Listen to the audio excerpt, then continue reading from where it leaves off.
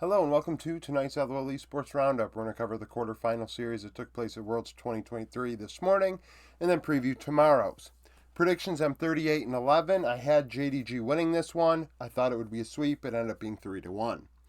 Ruler went 19-3-16, 27% of damage to lead the way.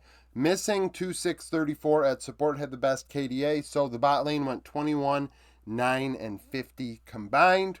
BDD 13-10-15, 28% of damage in the loss. Now, when I see the numbers, okay, obviously I watched the series. When you look at the numbers, KT played JDG's game. An even damage spread, multiple carry threats, and they actually did better than I would have thought they could ever have done at that. And honestly, I thought they were going to lose 3-0 playing their best way, which is carry top BDD facilitator. That didn't happen. Actually, KT's win was BDD on Akali, making things happen alongside Cuz. And Keen into 369 was a back and forth affair. 369 probably getting the better of Keen throughout this one, but I thought Keen had some impact as well. Game 3 was ugly on the Jacks, but games 1 and 4 for KT were actually very strong. They actually had a gold lead into the late game in Game 4, but then Cuz overextended on Vi, got unlucky, and died, and that resulted in a Baron after they'd already blown one Baron and lost Game 4. But back to the damage spread and the numbers and what I'm thinking when I see them. JDG are best when 369 can carry, and we've seen that the last two series now that is what is occurring.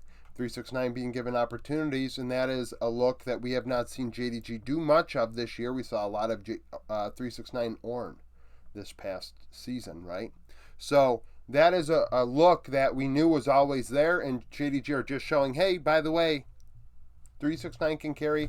We'll put Knight on Orianna, and he can shockwave the hell out of you and play facilitator. And honestly, Knight played a fantastic series, I thought, on the Orianna. Definitely a difference maker. Kanavi just doing his thing on whatever the hell they want to pick him. Wukong, Lee Sin, Vi. It doesn't really matter. Bot lane, Ruler was excellent on the Sivir, I thought, and the Kesa Zeri game. Obviously, that was their loss. Not great. But Ruler probably was MVP, in my opinion. He played team fights very well in games 2 and 3. And game 4, I guess you could also say, was the Ruler show. Knight being very impactful in game 4, though, with the shockwaves. Missing gets Rakan all series long and does work on the Rakan. I mean, it's one of his best champions. When I say it's ban-worthy, probably not. Because honestly, I didn't even really think too much of the Rakan in this one.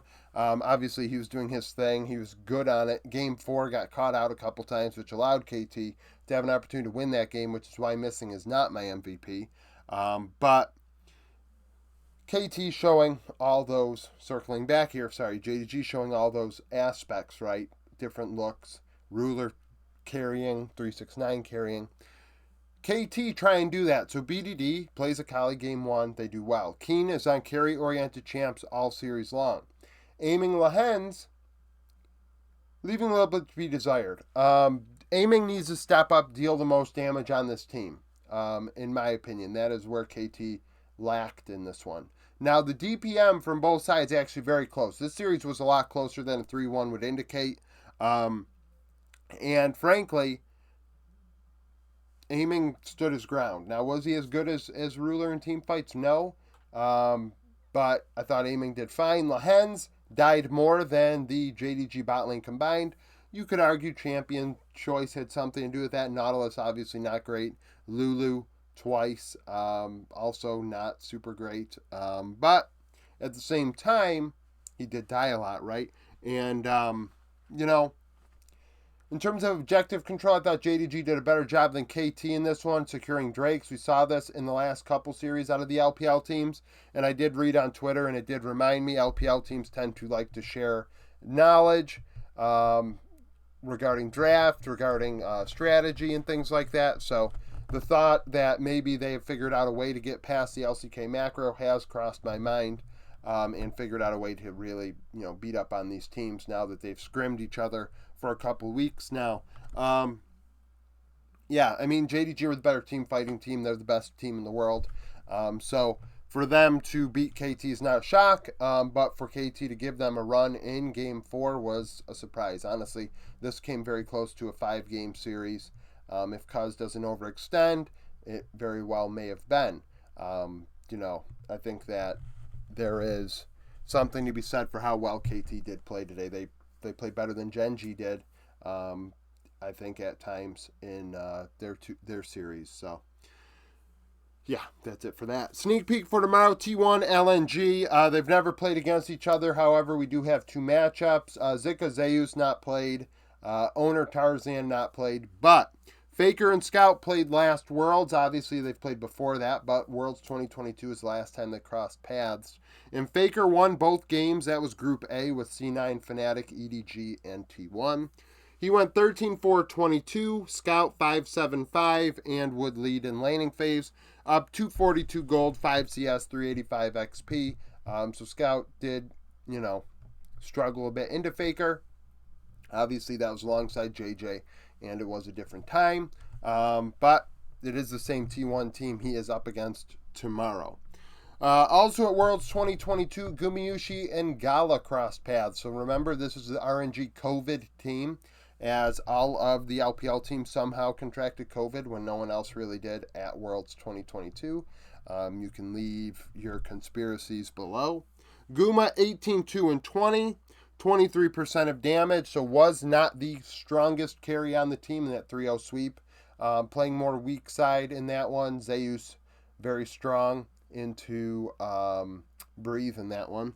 Gala 9-5-6, 29% of damage in the loss. At 15 minutes, Guma would be up 321 gold, 9 CS, 88 XP. So slight gold lead out of T1's bot lane into Gala Ming for RNG in that one.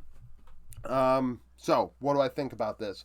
Zika Zeus is very interesting. I think it could go either way. I think that's very close. Zeus has left a little bit on the table, and Zika is going to be in a big matchup. He's done his job against Bin and 369 in the past. We'll see how he does against Zeus. Mid-jungle duo, I do give to LNG.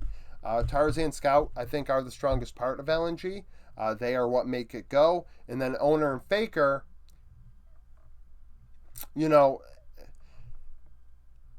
facilitator at best. With Faker, he's controlling all 5 players. He's trying his best, but is it going to be enough? I don't know. Owner, if he doesn't show up, they're going to get smoke showed because Tarzan will eat him alive. A lot of people want to say Tarzan's a choker. I don't get that. I keep seeing that sentiment, but nobody can tell me when Tarzan actually was in a position, excuse me, where he was favored to win in a big matchup and then just didn't win. Like, he's lost to JDG, yeah, but so is everybody else, because JDG are better than everybody else. Tarzan on Griffin in 2019, I mean, they were all 18 years old. I'm not going to blame a bunch of kids for losing at Worlds. 2021 Worlds, would you say LNG is a favorite? I wouldn't, because they literally came out of play-ins, but, people like to be hyperbolic in the community because that's like, I don't know, that's what they get off on or something. Now, bot lane, I do give to T1. I will say that Guma and Gala are close.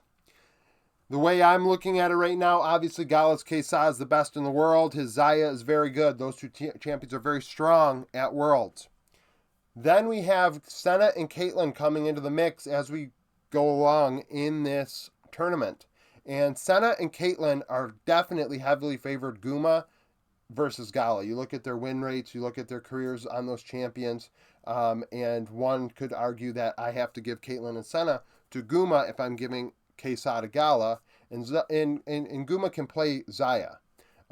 So the fact of the matter is that bot lane matchup is going to be spicy. There are a lot of contested picks there, and the way that the teams draft and choose to ban will be massive for this series, because I'm starting to look and think, the better bot lane is winning these matchups in Worlds. And then Keria versus Hung, I'm giving it to Keria. And the fact of the matter is, if Guma, if they get to play Senna, that unlocks Keria to play like anything he wants, and that is where Keria is literally like mechanically the best player in the world. So anything is possible with the Senna bot lane. I don't think there will be anything too crazy, but that leaves the door open for, some interesting picks that other teams really can't execute on.